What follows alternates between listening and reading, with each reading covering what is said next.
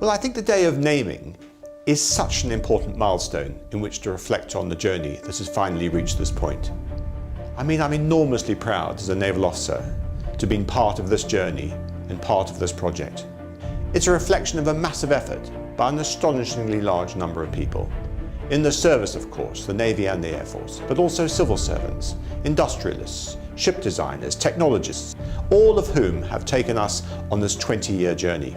The flight deck area and the size of the ship provides a real impact on the world stage. It's 65,000 tonnes of British sovereign territory that can deliver a wealth of power to protect the nation's interests around the world.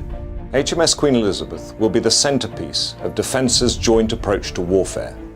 The air group of Lightning II jets, which will operate from her 4-acre deck, will be a mix of Royal Navy and Royal Air Force aircraft and pilots.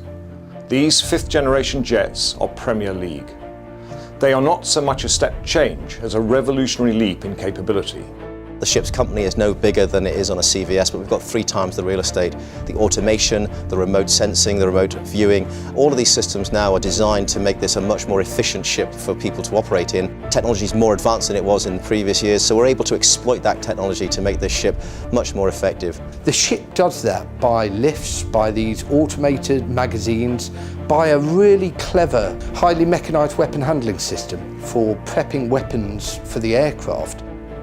The ship and the aircraft have been designed with each other in mind from the outset. The automation on the ship will absolutely improve the orchestration required in order to launch and recover these aircraft.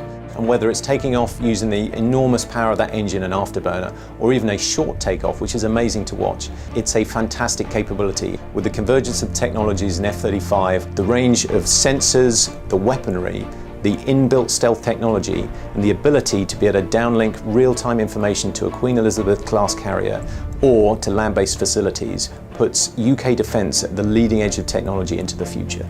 It's probably one of the biggest systems integration tasks that the UK have ever seen. Not only is it interconnecting the ship, but the systems then interconnect with a vast degree of systems off board, from satellites to surveillance aircraft and back to joint command centres back in the UK.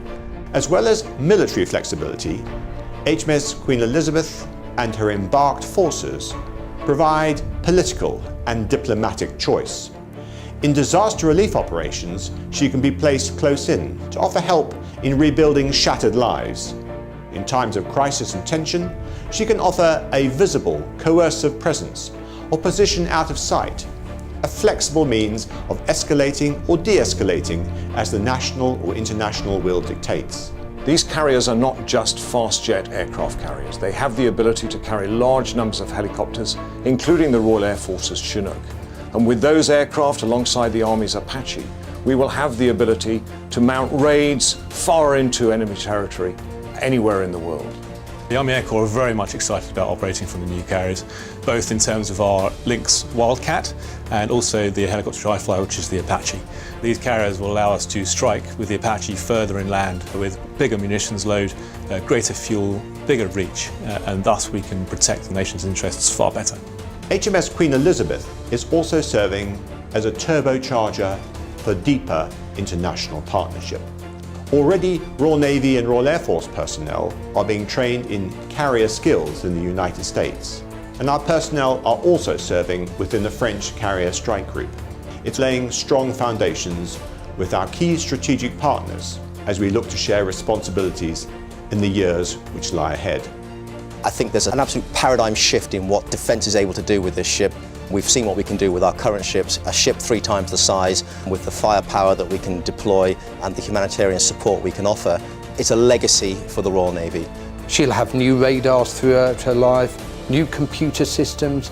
So all of that stuff that makes a ship work will change over time. And of course, if I just project forward to the outer service date, which will be in close to 50 years' time, and just think that the last CO of this ship hasn't been born yet, it really does show you that it is a once-in-a-generation decision. In this new century, HMS Queen Elizabeth heralds a new era of inter-service and international partnership. And in offering genuine strategic choice in support of our nation's interests around the world, she will be the jewel in the crown of UK defence.